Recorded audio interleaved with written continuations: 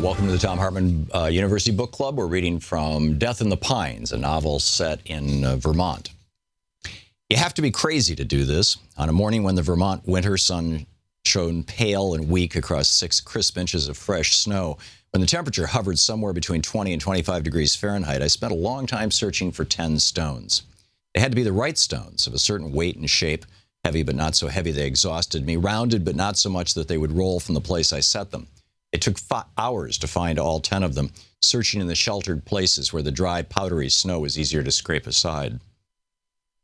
But then they had to be lugged to the spot I had selected, mindless beast of burden work that made me sweat inside my downline jacket. I stacked the stones carefully into a hollow, truncated pyramid. Anyone coming across that pile of stones in 10 or 100 years would know they weren't dropped there haphazardly by a retreating glacier. This was a made thing, too small to be a cairn, too insignificant to be the remnants of a wall.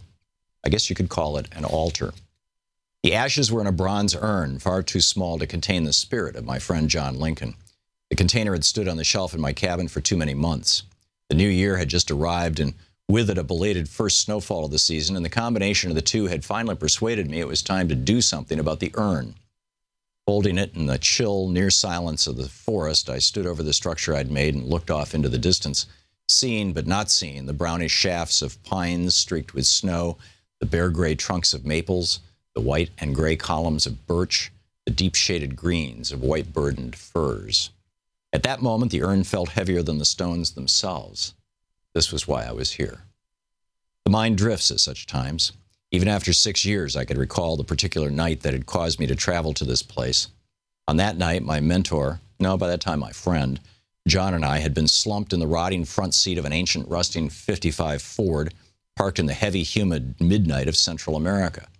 Despite the choking reek of insect repellent, voracious mosquitoes whined in through the open windows, and from time to time we slapped an offender, reducing it to a crumble of tissue to be flicked off with a fingertip.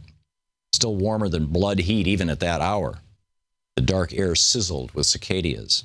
We had left our home base in Atlanta a week before and had taken a circuitous route to this dark clearing hacked from the jungle. We were waiting for either 3 or 4 men to emerge from a blacked-out warehouse, and we had no idea whether those men knew we were watching or how well they might be armed. What we would do depended on how many came out. If only 3, we'd move in and recover what had been stolen. 4 would make the recovery problematic, because that would mean that at least one of the men would be a local, complicating the calculus of violence. As I stood over the stone altar, every detail of our conversation went through my mind. A tape rewound and replayed. By that point in our lives, John and I had been partners for so long that we didn't BS each other, had no need to strain for machismo, no use for phony heartiness. We were a good team. We could finish each other's sentences, catch body language signals that amounted to a silent code, recognize unspoken concerns and anxieties in time to be prepared for the unexpected. We told all our jokes to each other years before. Once in a while, one of us might mutter 2 or 3 words of a punchline. The other would chuckle in appreciation or exasperation as the mood took him. That night, in stop-and-start fashion, we had each spoke of good times we'd had. Waiting in the dark gave each of us a natural urge to talk. That was the one and only time that John had spoken of his quiet way in the forested hills of Vermont, thinking of the coolness of a New England autumn in that hellish tropic night. I'd never known that he'd been to Vermont. He had lived in Buckhead, a suburb of Atlanta, the whole time I'd known and worked with him. But in those suffocating hours of darkness, cool green Vermont was on his mind. Beautiful place, very peaceful, he said. I'd like to go back there when it's all over. I didn't have time to ask what he meant or what would be over. The job, the summer, the career, the life. At that moment, dim yellow light from a kerosene lantern appeared on the black face of the warehouse. First a line, then a thin rectangle, then a fat square as the 3 men inside pushed open the double doors. John and I climbed out of our borrowed car and did our job. In the 6 years that followed that night, John never had gone back to Vermont, had never spoken of it again. And now for him, it really was all over.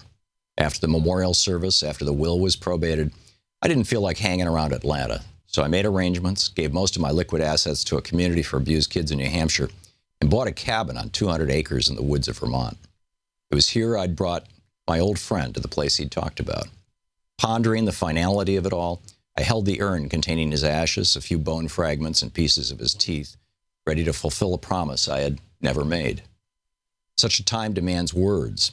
I took a deep breath of icy air and looked up toward the top of a towering birch. A squirrel made an untidy, tangled nest up there in the highest branches, and the animal itself, or maybe another squirrel, who could tell, hung below the nest, head down in the trunk, apparently gazing at me. I imagined the squirrel's bright black eye held accusation. The fall had gone on so long, probably for half the animal's lifetime. So what was the idea of all this snow? Was I to blame? Clearing my throat, I reached far back into memory, groping for the prayers I had last recited as a child. I heard myself say, "Dear God." My words took flight toward the washed-out sky on puffs of vapor. As far as I could tell, no one heard them but me and the squirrel. My voice had a harsh tone even to my own ears, a rusty hinge catch. The book is Death in the Pines. It's an Oakley Tyler novel based in Vermont.